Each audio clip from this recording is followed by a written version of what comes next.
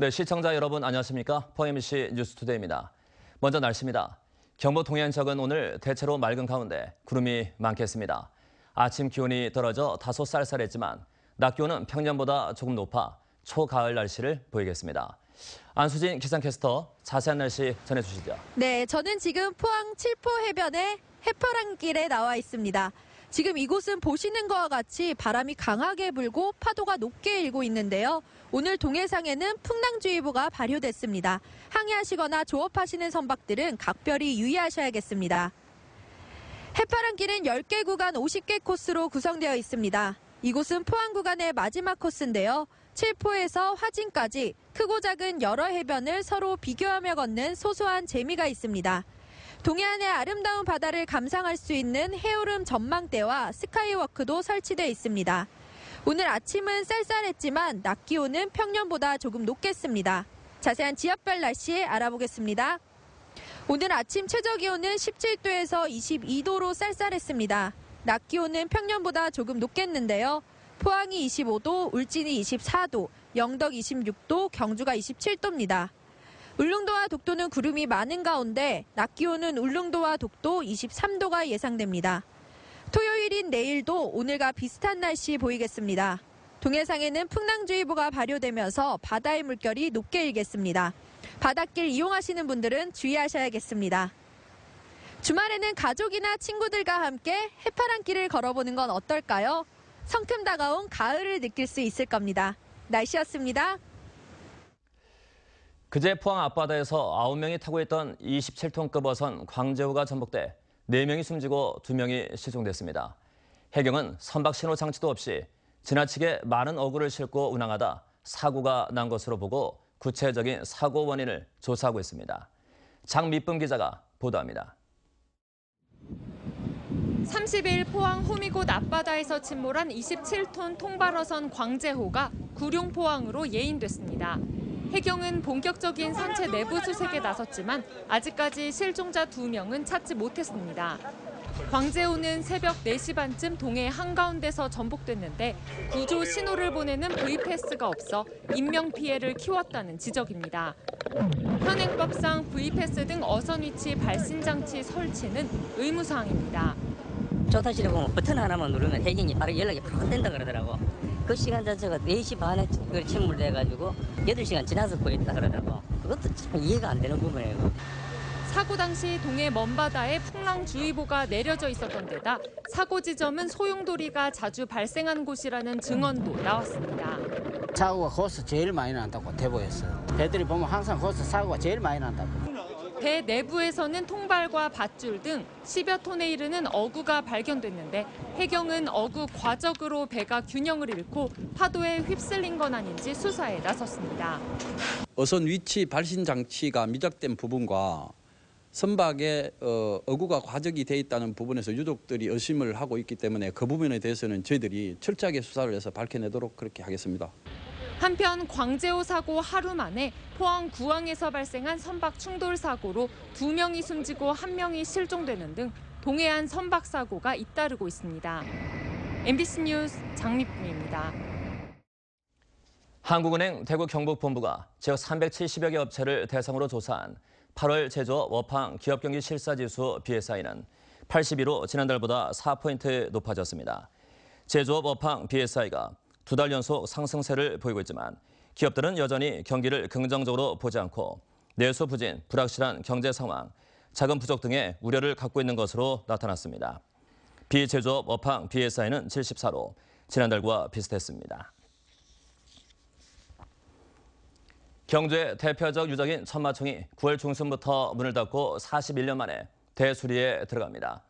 전시 공간을 넓히고 내부 구조물을 보강한 뒤 내년 4월 중순 문을 열 계획입니다. 보도에 김철승 기자입니다. 하늘을 비상하는 듯 힘찬 기상이 느껴지는 천마.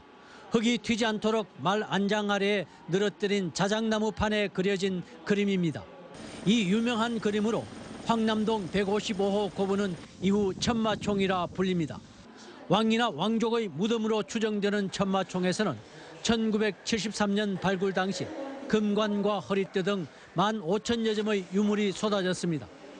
발굴 뒤 정부는 1976년부터 전시관을 만들어 일반의 교육 관광용으로 공개, 관광객의 발길이 이어지고 있습니다.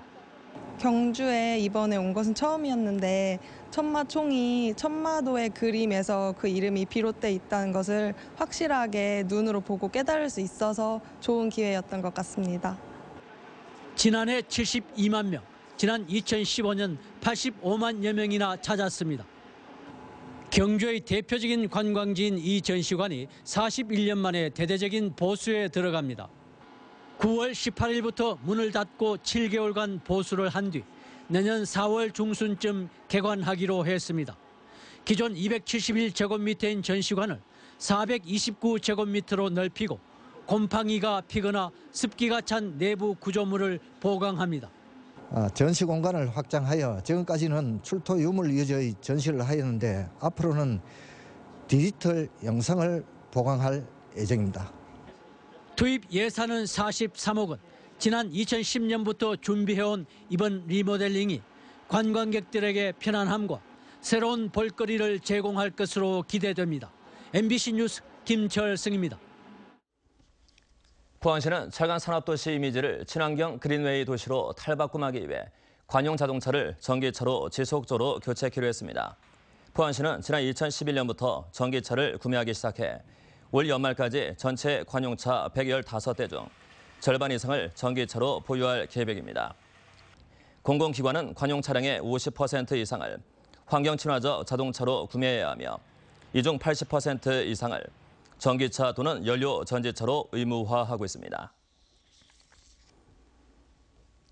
법정 도로도 아닌데 25년째 이용되는 도로가 아직도 포항에 있습니다. 폭이 좁고 교통량은 많아 위험하기 짝이 없는데도 개선에 관심을 보이는 기관은 없습니다. 김기영 기자가 취재했습니다. 잠수부가 물속에서 무언가를 찾고 있습니다.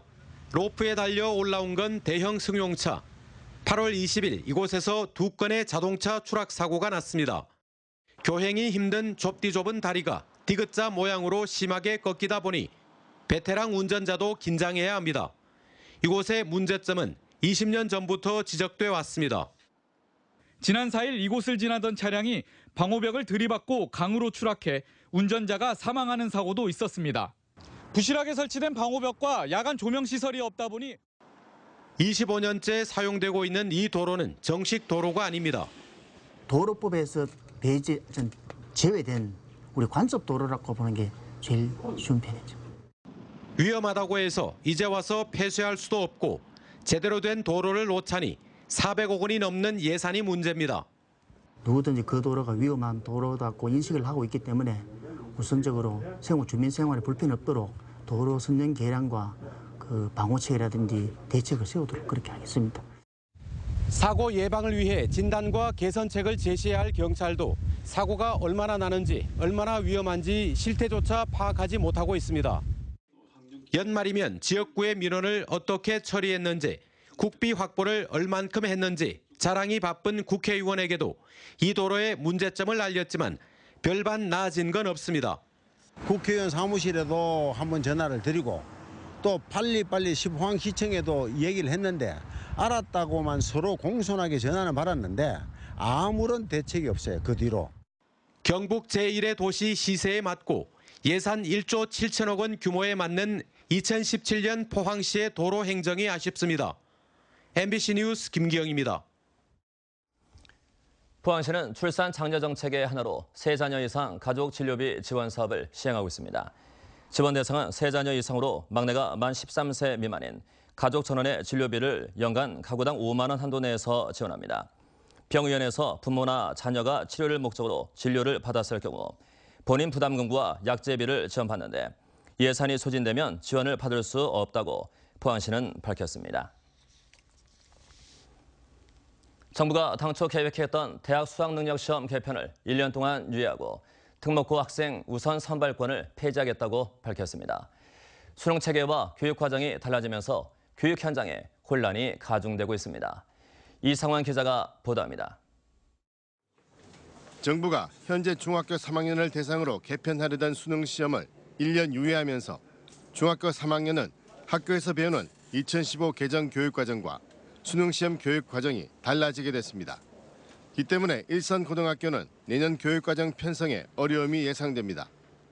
공통사회라든지 공통과학이라도 하든지 하는 그런 탐구 선택 부분에 수업은 실제로 하게 되면서 이 친구들이 선택을 할 수 없는 이런 부작용들도 있기 때문에 그런 부분에 대해서는 약간 혼란이 있을 거라고 생각이 되어집니다.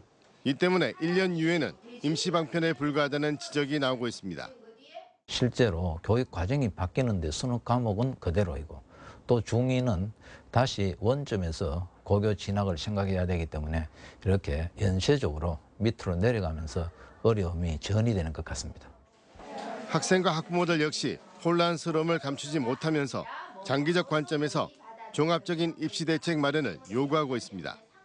어떤 정책이 나와도 학부모들은 대안을 마련하기 위해서 돈이 더 들지 않을까, 그다음에 아이들을 더 이렇게 짓누르지 않을까 그런 걱정들을 많이 하고 새로운 정책에 대해서 일단 불안해합니다. 이런 가운데 정부가 자사고, 외고, 국제고의 학생 우선 선발권을 없애겠다는 방침까지 함께 밝혀 지역 교육 현장에 혼란이 가중되고 있습니다. 장기적인 계획을 가지고 하는데 이 5년마다 그렇게 이제 바뀌면은 사실은 우리는 의지가 변하지 않지만은 이제 주변의 학생들이나 학부모들은 굉장히 혼란이 많이 생기기 때문에 아주 정말 어려운 상황이고. 정부는 각계각층의 충분한 의견을 수렴해 내년 8월까지 종합적인 교육개혁 방안을 마련하겠다고 밝혔지만 당분간 교육 현장의 혼란과 불만은 불가피해 보입니다. MBC 뉴스 이상원입니다. 영덕경찰서는 9월 한 달을 몰래카메라 촬영 집중 단속 기간으로 정하고 점검과 단속에 나섭니다. 경찰은 전파탐정 몰래카메라 탐지기를 이용해 국민운동장과 문화회관 등 다중이용시설 10여 곳에서 몰래카메라 설치 여부를 점검하는 한편 몰래카메라 피해가 접수되면 경찰력을 총동원해 신속한 수사에 나설 계획입니다. 국민권익위원회가 추석 명절을 앞두고 청탁금지법상 추석 선물이 가능한 범위를 안내하고 있습니다. 권익위는 친지와 이웃 사이의 선물은 청탁금지법에 제한되지 않는다며 우리 농축수산물을 애용해 줄 것을 부탁했습니다. 이호영 기자입니다.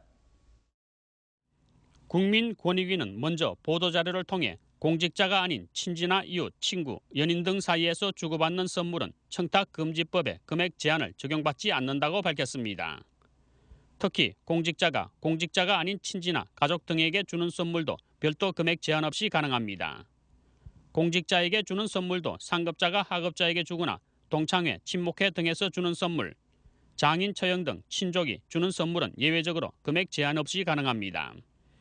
게다가 친구, 지인 등이 직무와 관련 없는 공직자에게 주는 선물이나 공직자가 역시 직무와 관련 없는 공직자와 주고받는 선물, 그리고 공직자가 직장 동료들과 주고받는 선물은 5만 원이 넘어도 가능하다고 밝혔습니다. 이와 함께 직무 관련자와는 원칙적으로 선물을 주고받을 수 없지만 예외적으로 원활한 직무 수행이나 사교, 의뢰를 목적으로는 5만 원 이하의 선물이 가능하다는 게 권익위의 해석입니다. 권익위는 다만 인허가 등 신청인, 지도 단속 조사 등 대상자, 입찰 감리 등 상대방, 인사평가 감사 대상자, 그리고 고소 고발인, 피의자, 행정심판 청구인 등은 담당 공직자에게 5만 원 이하라도 선물을 주고받을 수 없다고 못 박았습니다. 권익위는 공직자가 아닌 사람이나 직무 관련 없는 공직자에게는 5만 원이 넘는 선물이 가능하기 때문에 이번 추석을 앞두고 어려움을 겪고 있는 농축어업인들을 위해 우리 농축수산물을 선물로 많이 주고받기를 권고했습니다. 하지만 농축어업인 단체들은 청탁금지법 시행으로 걱정했던 농축수산물의 소비 위축이 현실화됐다며 법 개정을 촉구하고 있습니다. 5만 원으로는 한우 고기 선물 세트를 도저히 맞출 수가 없습니다. 한우 농가 보고 죽으라는 소리와 마찬가지입니다. 빨리 법 개정이 되어서 고기를 팔 수 있었으면 좋겠습니다. 여러 단체의 노력에도 불구하고 한 달 앞으로 다가온 추석 명절에 맞춰 관련 법이 개정될지는 아직 불투명합니다. MBC 뉴스 이호영입니다. 경북의 유치원, 초중고학생과 교직원들이 난치병 학생 치료를 위해 6억 6,700여만 원의 성금을 모아 경북 사회복지 공동모금회에 전달했습니다. 이번 모금은 지난 5월부터 2달 동안 학교 현장에서 자율적으로 실시되고 백혈병과 뇌종양 등 난치병을 앓고 있는 도내 학생 270명의 치료비로 사용됩니다. 경북도 교육청은 지난 2001년부터 성금 모금을 시작해 1,192명에게 치료비를 지원했고 이 가운데 113명이 건강을 회복했습니다. 포스코 인재 창조원이 내년 포스코 창립 50주년을 앞두고 창업 정신을 재조명하기 위한 자료실을 신설해 관련 자료 수집에 나섰습니다. 이를 위해 임직원을 대상으로 보고 자료와 외부 연구 용역물 등 다양한 자료를 수집하고 사회 인사들로부터 제보도 받기로 했습니다. 포스코 인재 창조원은 수집된 자료를 바탕으로 창업 정신 교육 콘텐츠를 개발해 그룹사가 활용할 수 있는 서비스를 제공할 계획입니다. 경주학연구원은 어제 경주 힐튼 호텔에서 공개 안 된 한국문화재 사진을 3년간 추가 조사키로 일본의 문화재 사진 전문업체와 합의했습니다. 일본의 문화재 사진 전문업체인 아스카엔에는 일본의 문화재 사진가인 오가와 세이오가 1920, 30년대에 촬영한 사진 10만여 장이 보관돼 있는데 우리나라 문화재 사진은 2만여 점으로 추산됩니다. 경주학연구원 등은 이 가운데 1차로 원원사지 등 경주 지역 문화재 사진을 중심으로 87점을 오늘부터 2개월간 경주 엑스포 공원에서 전시합니다. 네, 이어서 날씨입니다. 경북 동해안 지역은 오늘 대체로 맑은 가운데 구름이 많겠습니다. 아침 기온이 떨어져 다소 쌀쌀했지만 낮 기온은 평년보다 조금 높아 초가을 날씨를 보이겠습니다. 안수진 기상캐스터 자세한 날씨 전해주세요. 네, 저는 지금 포항 칠포 해변 해파랑길에 나와 있습니다. 지금 이곳은 보시는 것과 같이 바람이 많이 불고 파도가 높게 일고 있습니다. 오늘 동해상에는 풍랑주의보가 발효됐는데요. 항해하거나 조업하시는 선박들은 각별히 주의하셔야겠습니다. 해파랑길은 10개 구간 50개 코스로 구성되어 있는데요. 이곳은 포항 구간의 마지막 코스입니다. 칠포에서 화진까지 크고 작은 여러 해변을 서로 비교하며 걷는 소소한 재미가 있습니다. 동해안의 아름다운 바다를 감상할 수 있는 해오름 전망대와 스카이워크도 설치되어 있습니다. 오늘 아침은 쌀쌀했지만 낮 기온은 평년보다 조금 높겠습니다. 자세한 지역별 날씨 알아보겠습니다. 오늘 아침 최저 기온은 17도에서 22도로 쌀쌀했습니다. 낮 기온은 평년보다 조금 높겠는데요.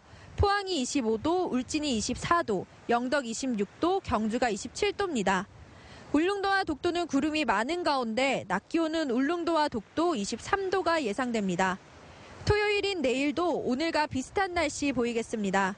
동해상에는 풍랑주의보가 발효되면서 바다의 물결이 높게 일겠습니다. 바닷길 이용하시는 분들은 주의하셔야겠습니다. 주말에는 가족이나 친구들과 함께 해파랑길을 걸어보는 건 어떨까요? 성큼 다가온 가을을 느낄 수 있을 겁니다. 날씨였습니다. 네, 이상으로 포항 MBC 뉴스투데이를 모두 마치겠습니다. 여러분 감사합니다.